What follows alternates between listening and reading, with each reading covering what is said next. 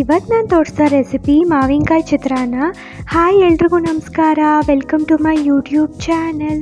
So ಬನ್ನಿ ನೋಡೋಣ ಹೇಗೆ ಮಾಡೋದು ಅಂತ. ಫಸ್ಟು ಬಾಣಲಿಗೆ ನಾನು ಒಂದು 7ರಿಂದ 8 ಸ್ಪೂನ್ ಎಣ್ಣೆ ಹಾಕ್ಕೊಂಡಿದ್ದೀನಿ.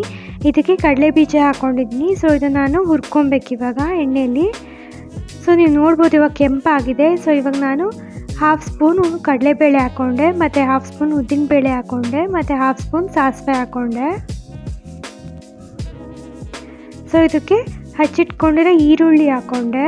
ಸೊ ಈರುಳ್ಳಿ ಇಲ್ಲಿ ನಾನು ಮೀಡಿಯಮ್ ಸೈಜ್ದು 2 ತೊಗೊಂಡಿದ್ದೀನಿ.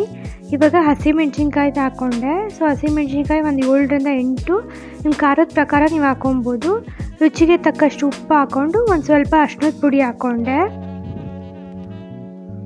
ಸೊ ಇವಾಗ ಈರುಳ್ಳಿ ಫ್ರೈ ಆಗ್ತಾಯಿದೆ. ಇವಾಗ ಒಂದು ಸ್ವಲ್ಪ ಕರಿಬೇವಿನ ಸೊಪ್ಪು ಹಾಕ್ಕೊಂಡೆ. ಸೊ ನೀವು ನೋಡ್ಬೋದು ಈರುಳ್ಳಿ ಫ್ರೈ ಆಗಿದೆ.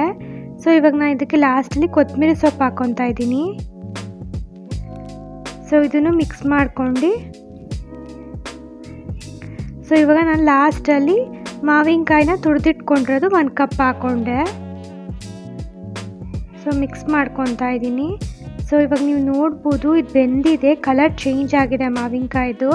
ಸೊ ಮಾವಿನಕಾಯಿ ಬೆಂದ ಮೇಲೆ ನಾನು ತೆಂಗಿನಕಾಯಿ ತುರಿ ಹಾಕ್ಕೊತಾ ಇದ್ದೀನಿ 1 ಕಪ್ಪು. ಸೊ ತೆಂಗಿನಕಾಯಿ ಹಾಕಾದ್ಮೇಲೆ ಒಂದು 2 ನಿಮಿಷ ಬಿಟ್ಟರೆ ಸಾಕಾಗುತ್ತೆ, ಗೊಜ್ಜು ರೆಡಿ ಆಗುತ್ತೆ. ಇವಾಗ ನಾನು ಬಿಸಿ ಅನ್ನ ಮಾಡಿಟ್ಕೊಂಡಿರೋದನ್ನ ಹಾಕ್ಕೊತಾ ಇದ್ದೀನಿ. ಸೊ ಇದೆಲ್ಲ ಹಾಕ್ಕೊಂಡು ಮಿಕ್ಸ್ ಮಾಡಿಕೊಂಡು ಅನ್ನ ಕಲಿಸ್ಕೊತಾ ಇದ್ದೀನಿ. ಇವಾಗ ಮಾವಿನ ಹಣ್ಣಿನ ಸೀಸನ್ ಆಗಿರೋದ್ರಿಂದ ಮಾವಿನಕಾಯಿ ಎಲ್ಲ ಕಡೆ ಸಿಗ್ತಾ ಇದೆ. ಇಲ್ಲಿ ನಾನು ಬಳಸಿರೋದು ತೋತಾಪುರಿ ಮಾವಿನಕಾಯಿ. ಸೊ ನಿಮ್ಗೇನಾದರೂ ಬೇರೆ ಮಾವಿನಕಾಯಿ ಸಿಕ್ಕರೆ ನೀವು ಮಾಡ್ಕೊಬೋದು. ಸೊ ಮಾವಿನಕಾಯಿ ಚಿತ್ರಾನ್ನ ರೆಡಿ ಆಗಿದೆ, ತುಂಬ ಟೇಸ್ಟಿಯಾಗಿರುತ್ತೆ. ಎಲ್ಲರೂ ಟ್ರೈ ಮಾಡಿ.